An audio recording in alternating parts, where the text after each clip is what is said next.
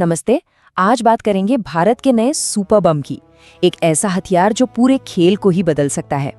और ये सिर्फ 1500 किलो का बम नहीं है, ये भारत की बढ़ती ताकत और आत्मनिर्भरता का एक बहुत बड़ा सिंबल है। तो चलिए समझते हैं कि ये इतना खास क्यों है। तो सबसे बड़ा सवाल यही उठता है ना कि आखिर ये 1500 किलो का बम भारत के लिए इतना बड़ा गेम चेंजर है क्यों?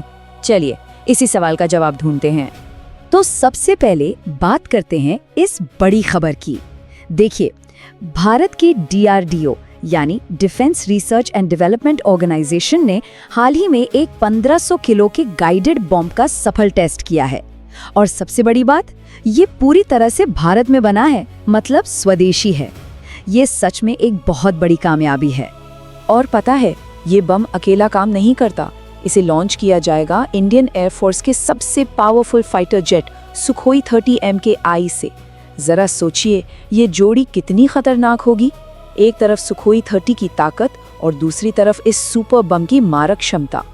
अच्छा, इस सुपर बम के ना 2 अलग-अलग वेरिएंट्स भी हैं।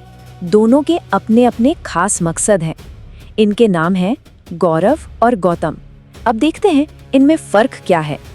तो देखिए, स्क्रीन पर दोनों में अंतर साफ है। जो गौरव है उसमें पंख लगे हैं। इन पंखों की मदद से ये बहुत लंबी दूरी तक हवा में ग्लाइड कर सकता है, मतलब तैर सकता है। दूसरी तरफ है गौतम, इसमें पंख नहीं है। इसे लो ड्रैग गाइडेड बॉम्ब भी कहते हैं और ये कम दूरी के अटैक्स के लिए बना है, लेकिन एकदम सटीक निशाने के लिए। तो सवाल ये है कि इन बमों में इतनी जबरदस्त पावर और प्रिसिजन, मतलब सटीकता, आती कहाँ से है? चलिए इसकी टेक्नोलॉजी को थोड़ा और करीब से समझते हैं। 100 किलोमीटर, जी हाँ 100 किलोमीटर, ये है गौरव वेरिएंट की रेंज। और ये सिर्फ एक नंबर नहीं है, ये बैटलफील्ड में हमारे पायलट्स की सेफ्टी और हमारी बढ़त की गारंटी है। इसी 100 किलोमीटर की रेंज को कहते हैं स्टैंड ऑफ रेंज। इसका मतलब बहुत सीधा सा है। हमारे फाइटर जेट्स और पायलट दुश्मन के एयर डिफेंस सिस्टम की पहुंच से बाहर एक सेफ डिस्टेंस से टारगेट को तबाह कर सकते हैं। ये बहुत बहुत जरूरी होता है। अब बात करते हैं इसकी प्रिसिजन की। इसका राज है इसका गाइडेंस सिस्टम। ये हाइब्रिड है, मतलब इसमें इनर्शियल नेविगेशन सिस्टम तो है ही, साथ ही ये भारत के अपने सैटेलाइट सिस्टम नेविक का इस्तेमाल करता है। इससे क्या होता है? इससे विदेशी GPS पर हमारी निर्भरता खत्म हो जाती है। ये है असली आत्मनिर्भरता। और सोचिए, जब ये 1500 किलो का वॉरहेड अपने टारगेट से टकराएगा तो क्या होगा? ये इतने बड़े बड़े और मजबूत टारगेट्स, जैसे कंक्रीट के बंकर हों या रडार स्टेशंस, यहाँ तक कि पूरे के पूरे एयर स्ट्रिप्स को तबाह करने की ताकत रखता है। तो एक पूरा अटैक सीक्वेंस होता कैसे है? ये 4 स्टेप्स में होता है। सबसे पहले सुखोई 30 इसे एक सेफ डिस्टेंस से लॉन्च करता है। फिर गौरव अपने पंखों का इस्तेमाल करके टारगेट की तरफ ग्लाइड करता है। इसके बाद इसका ऑनबोर्ड सिस्टम इसे एकदम सही कोऑर्डिनेट्स तक गाइड करता है और आखिर में जबरदस्त ताकत के साथ इम्पैक्ट। ठीक है, टेक्नोलॉजी तो समझ आ गई, लेकिन इसका असल दुनिया में, मतलब स्ट्रेटेजिक फायदा क्या है? ये बम भारत के लिए इतना जरूरी क्यों है? इसके कई बड़े स्ट्रेटेजिक फायदे हैं। पहला तो ये कि ये S-400 जैसे एडवांस्ड एयर डिफेंस सिस्टम को भी चकमा दे सकता है। दूसरा, हमें अब रूस, इजराइल या फ्रांस से महंगे बम खरीदने की ज़रूरत नहीं पड़ेगी। तीसरा, क्योंकि ये भारत में बना है तो इसकी लागत भी कम है। और चौथा, और ये बहुत अहम है, ये दुश्मनों के लिए एक बहुत बड़ा साइकोलॉजिकल डेटरेंट है, मतलब एक तरह का डर पैदा करता है।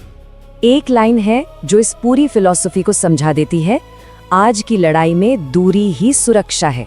बस इसी सोच के साथ ये हथियार बनाया गया है।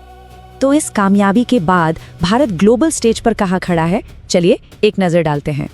देखिए, ये कोई आम टेक्नोलॉजी नहीं है। ये बनाने के बाद भारत दुनिया के उन गिने चुने देशों के क्लब में शामिल हो गया है जिनके पास ऐसी क्षमता है। रूस के पास अपना FAB 1500 है, अमेरिका के पास GBU 24 और JDAM, और अब इस लिस्ट में भारत का नाम भी है अपने 1500 किलो के LGRB के साथ। और ये तो बस शुरुआत है। आगे क्या? भविष्य में ये टेक्नोलॉजी और कितनी आगे जा सकती है? इसके फ्यूचर अपग्रेड्स इसे और भी ज्यादा खतरनाक बना सकते हैं। जैसे इसमें इमेजिंग इंफ्रारेड यानी IIR सीकर्स लगाए जा सकते हैं। इससे क्या होगा? इससे ये बम चलते फिरते टारगेट्स को भी ढूंढकर मार सकेगा, चाहे मौसम कितना भी खराब हो या फिर रात का अंधेरा क्यों ना हो।